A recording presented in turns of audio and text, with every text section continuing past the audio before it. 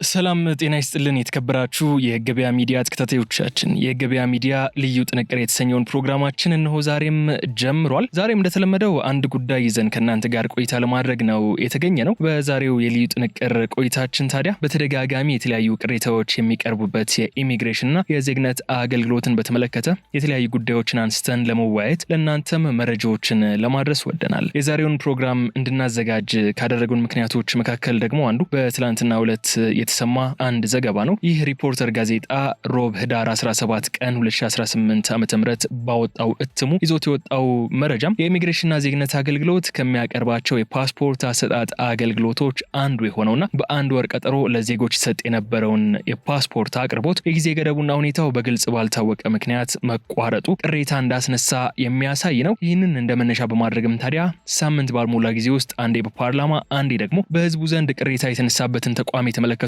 አዳዲስ ጉዳዮችን ልነግራችሁ የዛሬውን ፕሮግራም ለማዘጋጀት ወደናል። ከዚህ ባሻገር በተለያዩ ጊዜያት የኢሚግሬሽን እና ዜግነት አገልግሎትን በተመለከቱ በሰራናቸው ዘገባዎች ላይ እና ዝርዝር መረጃዎቻችን ላይ በኮሜንት መስጫ ሳጥኑ ላይ የደረሰንን የኦንላይን ምዝገባ ሂደቱን አሳዩን የሚለውን ጥቆማ እንደመነሻ በማድረግ ደግሞ በዛሬው የልዩ ጥንቅር ቆይታችን መገባደጃ ላይ ይህንኑ ሂደት በቅደም ተከተል የምናሳያችሁ ይሆናል።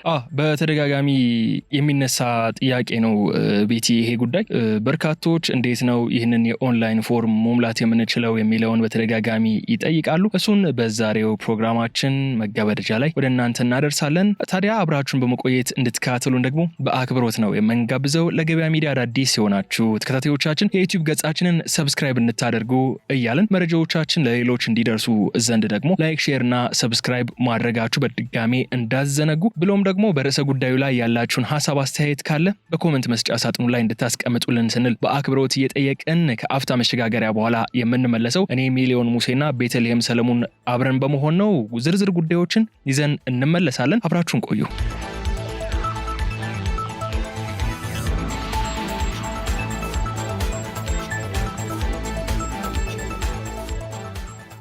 ተመልሰን ተገኝተናል። የተከበራችሁ ተከታታዮቻችን በዛሬው የልዩ ጥንቅር ፕሮግራማችን መግቢያ ላይ እንግዲህ በጥቂቱ ለመዳሰስ እንደሞከርነው ከኢትዮጵያ ግዙፍ ሀገራዊ ተቋማት መካከል አንዱ የሆነው የኢሚግሬሽንና ዜግነት አገልግሎትን በተመለከተ እየተሰሙ ያሉ አዳዲስ መረጃዎችን እያነሳሳን ነው ቆይታ የምናደርግ የሚሆነው። በዚህም እንግዲህ በቆይታችን ላይ ከዚህ ግዙፍ ተቋም ያለፉት ወራት የስራ አፈጻጸሙን የተመለከቱ ጉዳዮችን በማንሳት እንጀምራለን። በቅርቡ የወጡ መረጃዎች እንደሚያሳዩት ከሆነ እንግዲህ የኢሚግሬሽንና ዜግነት አገልግሎት ባለፈው ጥቅምት ወር ብቻ ከ178 ሺህ በላይ ፓስፖርቶችን ለዜጎቹ መስጠቱን ያሳያል። በዚህም እንግዲህ የኢሚግሬሽንና ዜግነት አገልግሎት የ2018 በጀት ዓመት የጥቅምት ወር አፈጻጸምና በአፈጻጸሙ ሂደት ላይ ደግሞ የታዩ ክፍተቶችን የተመለከተ ሪፖርት አውጥቷል። ሪፖርቱን በገመገመበት ወቅትም እንግዲህ ይህን ያክል ከፍተኛ ቁጥር ያለው ፓስፖርት በ30 ቀናት ብቻ ለዜጎች ማዳረስ መቻሉን አሳይቷል። በዚህም መሰረት ለሀገር ውስጥ ስርጭት 169880 ፓስፖርትን ያዳረሰው ተቋሙ ከሀገር ውጭ ለሚኖሩ ዜጎች ደግሞ 8878 ማሰራጨቱን አሳውቆ ነበር። እጅግ የሚገርም አፈጻጸም ያስመዘገበበት ወር ነበር ያለፈው የጥቅምት ወር። ይህ ግዙፍ ተቋም ታዲያ በዚህ በአንድ ወር ጊዜ ውስጥ 5 ቢሊዮን ብር ነው ለመሰብሰብ አቅዶ የነበረው። በዚህ መሰረትም ከአቀደው 3.7 ቢሊዮን ብር ያክሉን መሰብሰብ ችሏል። ይህም የእቅዱን 67.4 በመቶ ያሳካ መሆኑን የተሰማው። በሌላ በኩል ደግሞ ከሐምሌ 2017 ዓ.ም እስከ ጥቅምት 2018 ባለው የጊዜ ገደብ ውስጥ 16 ቢሊዮን ብር ነው ለመሰብሰብ ያቀደው ይሄው ተቋም። ከዚህም ውስጥ ታዲያ ከ10 ቢሊዮን ብር በላይ ወይም ደግሞ 12 ቢሊዮን ብር ገደማ ለመሰብሰብ መቻሉን ተሰምቷል። ይህ ደግሞ የእቅዱን 80 በመቶ ማሳካቱን የሚያሳይ ነው። ታዲያ ምንም እንኳን ተቋሙ በጥቂት ጊዜያት ውስጥ ከፍተኛ የሆነ አፈጻጸም ማስመዝገብ የቻለ ቢሆንም በተለይ ደግሞ ከፍተኛ መጠን ያለው ይህ በወራት ውስጥ የተገኘው ገቢ በፓርላማ ቅሬታ ማስነሳቱ ተሰምቷል። እንደምናውቀው በርካታ ተቋማት አሉ፣ አገልግሎት ሰጪ ምንላቸው አሉ፣ መንግስታዊ የሆኑ ተቋማት ማለት ነው። አገልግሎት መስጠትን ታርጌት አድርገው የሚቋቋሙ በአዋጅም እሱን እንዲያደርጉ የሚፈቀድላቸው ናቸው እነሱ ተቋማት። በሌላ በኩል ደግሞ ገቢን ለመሰብሰብ አቅደው የሚቋቋሙ አገልግሎት ሰጪ መንግስታዊ የሆኑ ህዝብን የሚያገለግሉ ተቋማትም አሉ። ይህ ተቋም ታዲያ የኢሚግሬሽንና የዜግነት አገልግሎት ማለት ስሙ ላይ ማየት እንደምንችለው ዜጎችን አገልግሎት ለመስጠት የተቋቋመ ተቋም ነው። ነገር ግን ያው አገልግሎቱን ለማግኘት ደግሞ የተለያዩ ክፍያዎች ይከፈላሉ። በዚህ ግን ከፍተኛ የሆነ ገቢ ማግኘቱን ተከትሎ ብዙ ነገሮች ተነስተዋል። እነዚህ የተነሱ ነገሮች ደግሞ በተለያዩ ማህበራዊ ትስስር ገጾች ተመልክተናቸዋል። ሰው በየፊናው ሲያወራቸው ነበር። መጨረሻ ላይ ደግሞ ፓርላማ ላይም ግምገማ ወቅት ላይም ለመነሳት ችለዋል ማለት ነው። የዛሬ ሳምንት ገደማ በነበረው የውጭ ግንኙነትና የሰላም ጉዳዮች ቋሚ ኮሚቴ ስብሰባ ላይ አገልግሎቱ ባለፉት ወራት ያገኘውን ከፍተኛ ገቢ የተቋሙ ተልዕኮ ላይ ጥያቄ እንዲነሳ አድርጓል። ተቋሙ ላይ እንግዲህ ጥያቄ የተነሳበት በ3 ወራት ያስገባውን ከፍተኛ ገቢ በተመለከተ ነው። ጥያቄውንም ያቀረቡት አቶ ሳዲቅ አደም የተባሉ የምክር ቤት አባል ናቸው። በእሳቸውን በጥያቄያቸው እንግዲህ ተቋሙ ገቢን መሰብሰብ ነው ወይንስ ተልዕኮውን ለማሳካት እየሰራ ነው የሚል አዘል ጥያቄ ነው ያነሱት። የምክር ቤት አባሉ እንግዲህ የተቋሙን የቁጥጥር አቅምን ማደጉን አድንቀዋል። ነገር ግን በሩብ ዓመት የተሰጠውን የፓስፖርት አገልግሎት የተሻለ እንደሆነ ከገለጹ በኋላ ተቋሙ ከተሰጠው ኃላፊነት አንጻር ወደ ገቢ መሰብሰብ አላመዘነም ወይ ሲሉ ነው ጥያቄያቸውን ያቀረቡት። በሩብ ዓመቱ ወደ 11 ቢሊዮን ብር ለመሰብሰብ የኢሚግሬሽንና ዜግነት አገልግሎት ማቀዱን ያስታወሱት የምክር ቤት አባሉ የአገልግሎቱ ቀዳሚ ግብ ገቢ መሰብሰብ ነው ወይስ አገልግሎት ተደራሽ ማድረግ ነው በማለት ጥያቄያቸውን አንስተዋል። ለዚህ ጥያቄም ታዲያ በወቅቱ ከአገልግሎት ዋና ዳይሬክተር ወይዘሮ ሰላማዊት ዳዊት ምላሽ መሰጠቱም ይታወሳል። ወይዘሮ ሰላማዊት ታዲያ የምንሰጠው አገልግሎት ስለሆነ በዚህም ብዙ ገንዘብ እንሰበስባለን ሲሉ ተደምጧል። አክሎም የተቋሙ ባህሪ አገልግሎት መስጠት ነው። በዚህም ምክንያት ታዲያ የውጭ ሀገር ሰዎችም በተለያዩ ምክንያቶች ይመጡና ለነሱም ቪዛ እንሰጣቸዋለን። ይህ አገልግሎት ደግሞ በየትኛውም ዓለም በገንዘብ የተተመነ ነው ሲሉ አስረድቷል። በግባችን መሰረት ገቢን በአግባቡ መሰብሰብና ወደ ብሔራዊ ቋት ማስገባት ካልቻለን ደግሞ የተቋሙን አቅም ማሳደግ እንችላለን ማለት አንችልም ሲሉ ተደምጧል። ወይዘሮ ሰላማዊት የተቋሙ ገቢ ባደገ ቁጥር ለራሱም የሚጠቀመው ከሚሰበስበው ስለሆነ ሁሌም የሚለምን ተቋም መሆን የለበትም። ምክንያቱ ደግሞ ቴክኖሎጂው በየጊዜው ስለሚቀያየር ራሱን ማሻሻል አለበት ሲሉ ነው የተናገሩት። ዳይሬክተሯ ሰዎች ብዙ ጊዜ የሚሰበሰበው ገቢ ከፓስፖርት ይመስላቸዋል፣ እሱ ግን ስህተት ነው ሲሉም ተደምጧል።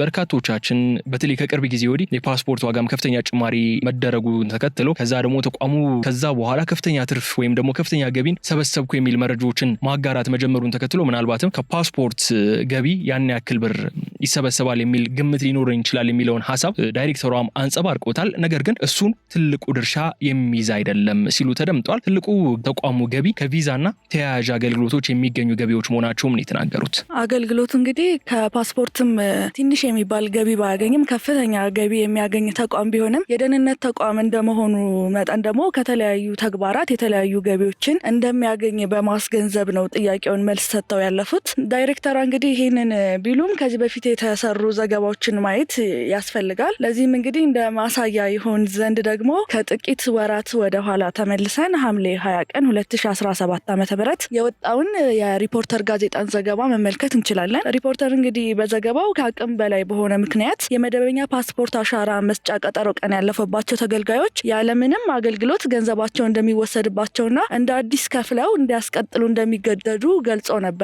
በዚህም እንደ ምሳሌ የተጠቀሱት ደግሞ አንድ ተገልጋይ ነበሩ። ተገልጋዩ እንግዲህ ፓስፖርት ለማውጣት ከ6 ወራት በፊት ቀጠሮ ይይዛሉ። ነገር ግን በቀጠሮው ቀን ባጋጠማቸው የትራንስፖርት ችግር ምክንያት ባለመድረሳቸው እንደገና ቀጠሮ ለማስያዝ ለ5,000 ብር ኪሳራ እንደተዳረጉ የሚገልጹ ሲሆን በጉዳዩ ላይም በቂ ምላሽ የሚሰጣቸው ሰው እንዳጡና አገልግሎቱን ሳያገኙ ለድጋሚ ወጪ መዳረጋቸውን ገልጸዋል። በሌላ በኩል ተቋሙ በመሰል አሰራር እጅግ ከፍተኛ ገቢ እንደሚሰበስብ የሚያሳየው ደግሞ የፌዴራል ዋና ኦዲተር መስሪያ ቤት የ2015 እና የ2016 በጀት ዓመት የኦዲት ሪፖርት በሚያዝያ ወር 2016 ዓ.ም ለሕዝብ ተወካዮች ምክር ቤት በቀረበበት ወቅት የነበረውን ጉዳይን መመልከት እንችላለን። የኢሚግሬሽንና ዜግነት አገልግሎት በ2016 ዓ.ም ከመስከረም እስከ ጥር ወር ድረስ መስከረም እስከ ጥር ማለት ኦልሞስት የ5 ወራት አካባቢ ጊዜ ነው ያለው። በዚህ 5 ወራት ውስጥ ደግሞ ከቅጣት ብቻ 17.9 ሚሊዮን ብር ሰብስቧል። ከፍተኛ ገንዘብ ነው። ይሄ ገንዘብ ታዲያ ከቅጣት ብቻ የተሰበሰበው ነው። የመደበኛ ክፍያው ሌሎች ወጪዎችን አያጠቃልልም። ይህ ከቅጣት ብቻ የተሰበሰበ ነው። በአስገራሚ ሁኔታ ደግሞ በርካቶችን አስገርሞ የነበረው ጉዳይ ምን ነበር? በዛን ሰዓት ካልሽን ቤተልሔም ይህ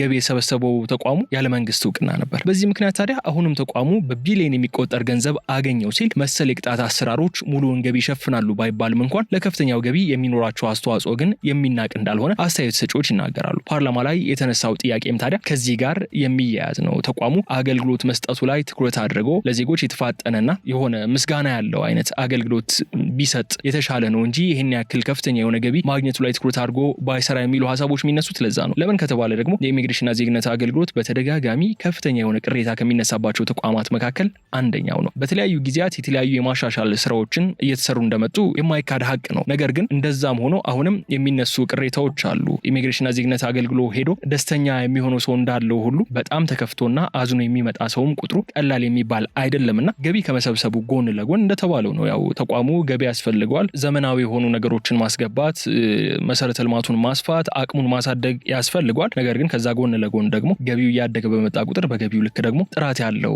አሰራር ማስገባትና ለተገልጋዩም ጥራት ያለውና ተቋሙ የሚመሰገንበት አይነት ስራ መስራት ደግሞ የግድ ይላል ማለት ነው። ተቋሙ እንግዲህ የተለያዩ አስተያየቶች እንደሚነሱበት የሚታወቅ ነው። በተለያየ ጊዜ ተቋሙም ራሱን ለማሻሻል ሞክሯል። ሰራተኞቹንም የማሰናበት እንደዚህ አይነት በብልሹ አሰራር ውስጥ የተጠረጠሩ ሰራተኞችንም የማሰናበት እርምጃዎችን ቢወስድም አሁንም ግን ከእንደዚህ ከወቀሳ ለመውጣት አልቻለም። በተደጋጋሚ ጊዜ ወደ ኢሚግሬሽንና ዜግነት አገልግሎት ቅርንጫፍ ወዳሉበት አካባቢዎች ሂደን ብንመለከት ከክፍለ ሀገር ድረስ በመምጣት የሚጉላሉ የተለያዩ ሰዎችን ማየት የተለመደ ነው። በርካቶችም በዚህ አገልግሎት ቅሬታቸውን በተደጋጋሚ አንስተዋል። ተደጋጋሚ የሚዲያ ሽፋንም ተሰጥቶት እርምጃ እንዲወሰድና መሻሻል እንዲደረግ ተሰርቷል። ተቋሙም ደግሞ ሰርቻለሁ ብሏል። ሌላኛው በዛሬው የልዩ ጥንቅር ፕሮግራማችን የምንመለከተው ጉዳይ ደግሞ የተከበራችሁ ተከታታዮቻችን የተቋሙ ስም ቀደም ሲል ስናነሳው እንደነበረው ሁሉ በተደጋጋሚ የሚነሳበት ጉዳይ አለ። እሱ ደግሞ ምንድነው ካልን በተደጋጋሚ የሚነሳው ቀንደኛው ጉዳይ የደንበኞች የእርካታ ጉዳይ ነው። አገልግሎት ሰጪ ተቋም እስከሆንሽ ድረስ የደንበኞች እርካታ ግዴታ ነው። ለምሳሌ አንድ የግል ድርጅት አድርገን ብንወስደው ይህን ተቋም ደንበኞቹ በአገልግሎቱ ማይረኩ ከሆነ እና ሌላ መሰል አገልግሎት የሚያቀርብ ተቋም ካለ ድጋሚ የሚመጡበት ምክንያት የለም። ነገር ግን ይህ ሀገራዊ ተቋም ነው።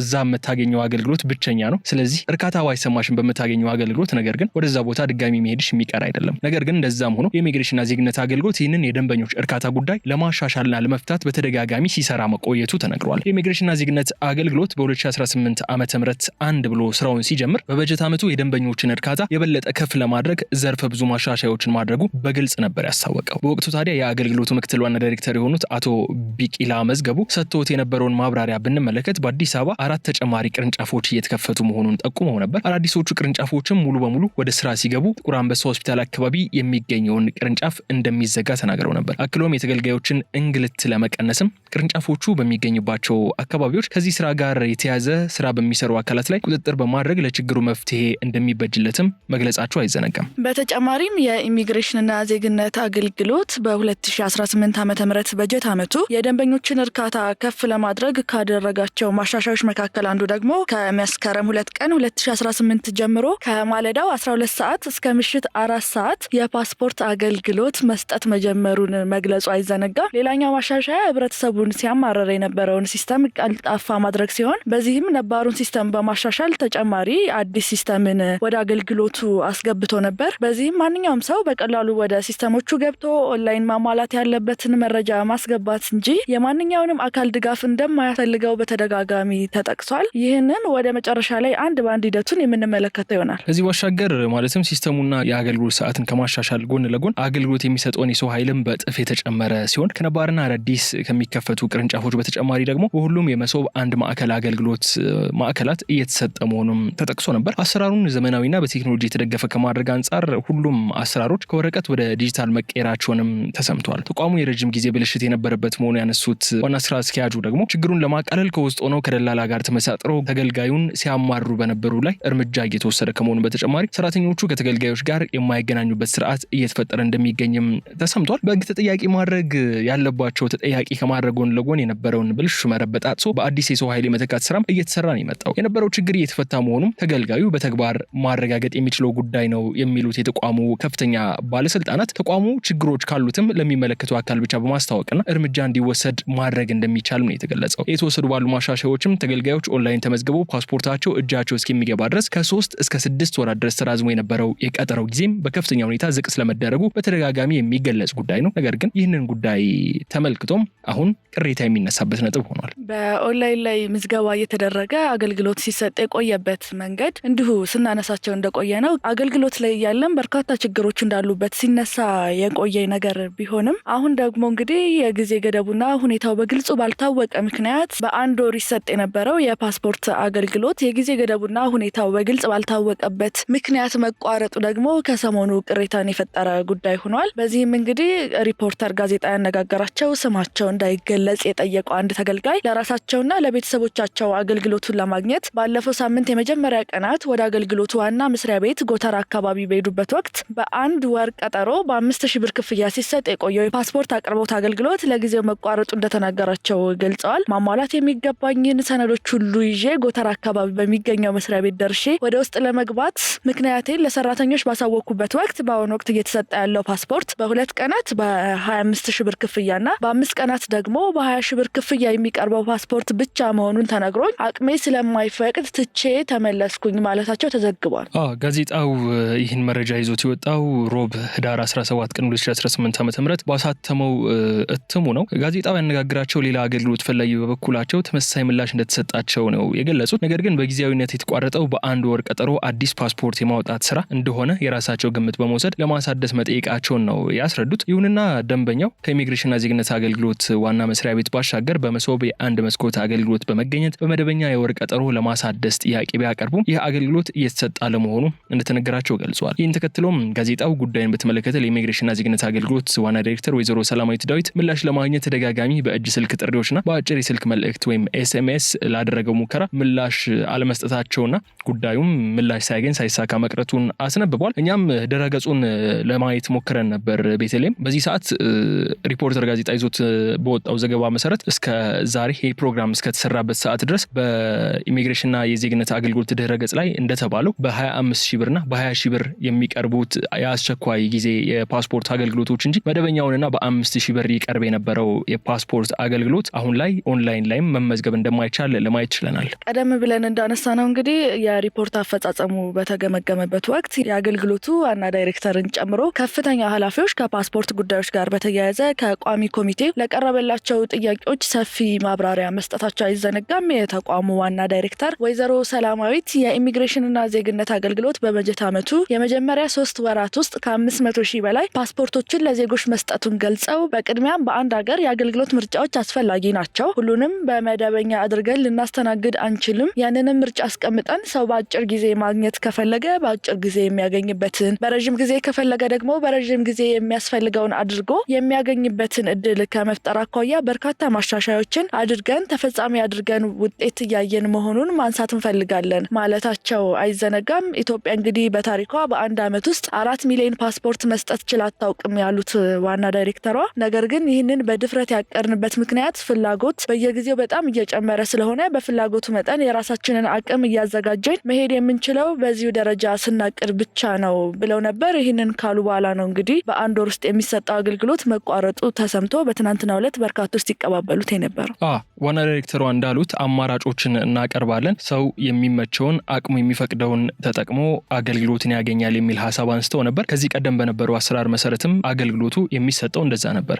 አቅሙ ያለው በ2 በ5 ቀናትም 25,000 ብር ከፍሎ አገልግሎቱን የሚያገኝበት አሰራር ነበር። አቅሙ የሌለው ወይም ደግሞ ጠብቆ አስቸኳይ ያልሆነ ለአጣዳፊ ጉዳይ ፓስፖርትን የማይፈልገው ሰው ደግሞ በመደበኛው ቀጠሮ 5,000 ብር ከፍሎ በተረጋጋ ጊዜ ውስጥ የሚያገኝበት ሂደት ነበረ። አሁን ግን እሱን አጋጣሚ እንደሌለና እስከ መች ድረስ ነው በምን ምክንያት ነው የሚሉም ዝርዝር ጉዳዮች ሳይታወቁ በ5,000 ብር ክፍያ ይያዝ የነበረው ቀጠሮ አሁን ላይ እንደሌለ ተገልጿል። የኢሚግሬሽንና ዜግነት ዋና አገልግሎት ምክትል ዋና ዳይሬክተር አቶ ቢቂላ መዝገቡ በበኩላቸው አዲስ ኤሌክትሮኒክ ፓስፖርት በሌላ ዓለም ዋጋው አሁን እኛ ከምንሰጠው 5,000 ብር ጋር እኩል አይደለም ሲሉም ተደምጧል። ነገር ግን በየጊዜው የቱሪስት መዳረሻዎችን ባሰፋን ቁጥሮች፣ ሌሎች ክልል ላይ አገልግሎት አድማሳችን ባሰፋን ቁጥር፣ ቱሪስቶች ወደ ሀገራችን በብዛት በመጡ ቁጥር አሁንም እየጨመረ ይመጣል ሲሉ ነው የገለጹት። ከተደራሽነት አኳያም ከዚህ ቀደም ከነበሩት 12 ቅርንጫፎች በተሟላ ሁኔታ ፓስፖርት ይሰጥ የነበረ ቅርንጫፍ እንዳልነበረም ገልጸው ለረጅም ጊዜ ፓስፖርት መስጠት አቁሞ የነበሩ ግን ደግሞ በስም ደረጃ ብቻ ያሉ ቅርንጫፎችም እንደነበሩ ጠቅሷል። ዋና ዳይሬክተሯ በዚህ ወቅት ባደረጉት ንግግር እንግዲህ የቅርንጫፎቹን ብዛት ከፍ ስናደርግ ከክልሎች ጋር ንግግር ማድረግ ይጠይቃል። የቦታ ውሳኔ ያለ ቦታ የፓስፖርት አገልግሎት ያው የሴኩሪቲ ተቋም እንደመሆኑ ከፍተኛ ጥንቃቄ ተደርጎበት የሚመረጥ ነው። ከቴሌ ጋር የምንሰራቸው ስራዎች ይኖራሉ። እነዚህን ሁሉ አጠናቀናል። የሰው ቅጥር አለ። ሰው መልምለንና ሰልጥነን መመደብም አለ። እዚያ ድረስ ሁሉ ደርሰናል። አሁን የመጨረሻው ደረጃ ላይ ነው ያለ ነው ሲሉ ተደምጠዋል። እሳቸው እንግዲህ ይሄም አስፈላጊ የፓስፖርት አሻራ መውሰጃና ፕሮሰስ ማድረጊያ መሳሪያዎች ከሚያመጣልን ድርጅት ጋር ባስቀመጥነው እቅድ መሰረት እንዲከፋፈል ማድረግ ነው ሲሉ በወቅቱ ተናግረው ነበረ።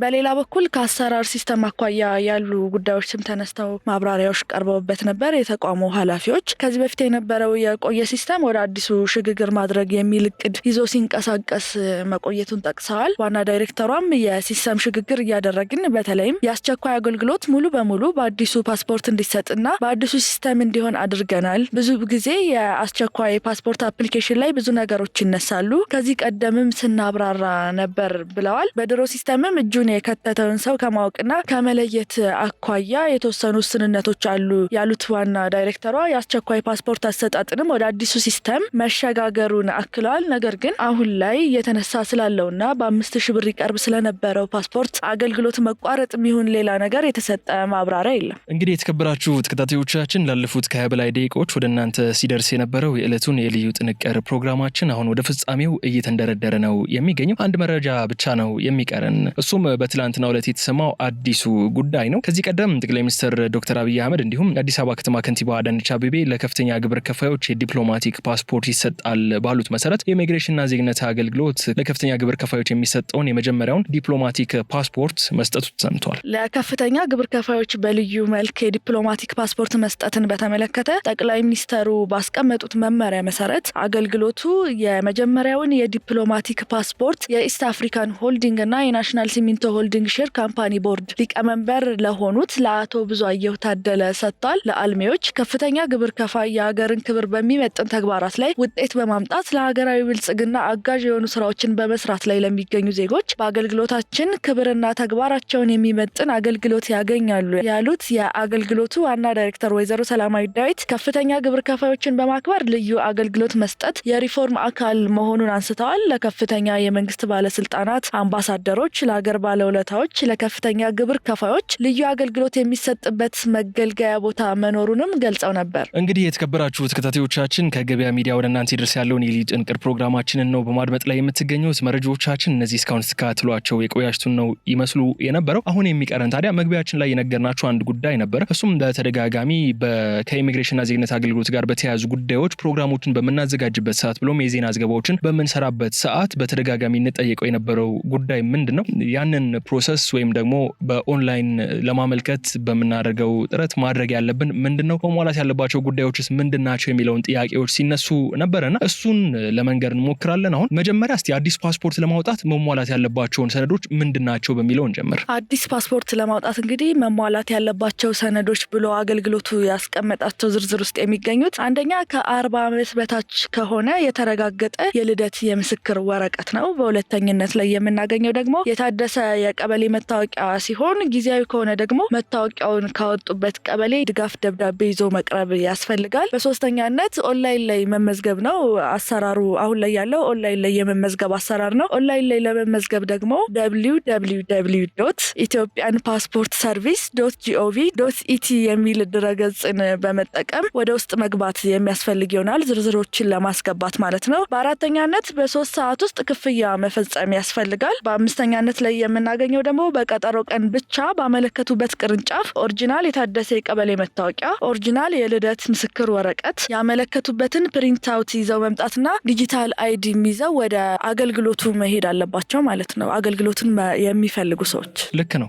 ይህ በመደበኛነት ፓስፖርት ለማውጣት የሚፈልጉ ወይም ደግሞ ቀደም ሲል አሁን አገልግሎት እየሰጠ አይደለም ተብሎ ቅሬታ የተነሳበት ባለው ሂደት አገልግሎቱን ማግኘት ለሚፈልጉ ነው። አስቸኳይ ፓስፖርት ለማውጣት የሚሹት ደግሞ ከክፍያው በተጨማሪ ምናልባትም በአስቸኳይ ፓስፖርት ሊሰጡበት የሚችል እድል እንዳለ አገልግሎቱ አስታውቋል። ከነዚህ መካከል የሕክምና ማስረጃ ያላቸው፣ የትምህርት እድል ያገኙ፣ ጊዜው ያላለፈ የመኖሪያ ፍቃድ ያለው ለባል፣ ለሚስት፣ ለልጅ እንዲሁም ፓስፖርት ላይ ጊዜው ያላለፈ የተመታ ቪዛ ካላቸው ለማሳደስ፣ ለመንግስት ስራ ጉዳይ፣ ለስብሰባ፣ ለወርክሾፕ ወይም ለተለያዩ ምክንያቶች ብሎም ለአስመጪና ላኪዎች፣ ለከፍተኛ ግብር ከፋዮችም ፓስፖርት በአስቸኳይ የሚሰጥበት እድል አለ። እነዚህን ዶክመንቶች የሌሏቸው ከሆኑ ግን ቀደም ሲል እንዳነሳ ነው በ5 እና በ2 ቀናት የሚገኘውን በ20 እና በ25 ሺህ ብር ተከፍሎ የሚገኘውን የአስቸኳይ ፓስፖርት አገልግሎት ማግኘት የሚችሉበት እድል አለ ማለት ነው። የተከበራችሁ ተከታታዮቻችን፣ ነገር ግን አሁን እዚህ ላይ መጠንቀቅ ያለባችሁ ጉዳይ ምንድን ነው ካላችሁ በዚህ ቀደም ሲል አስቸኳይ ፓስፖርት ለማውጣት የዘረዘርኳቸው ሰነዶችን በተመለከተ ከነዚህ ሰነዶች አንዱን በመያዝ ወይም ዋናውን ቢሮ በአካል በመገኘት ብቻ የተሟላ ማስረጃ በመያዝ በአስቸኳይ መስተናገድ ይችላሉ ነው የሚለው ተቋሙ። በኦንላይን ምንም አይነት የአስቸኳይ ፓስፖርት አገልግሎት አይሰጥም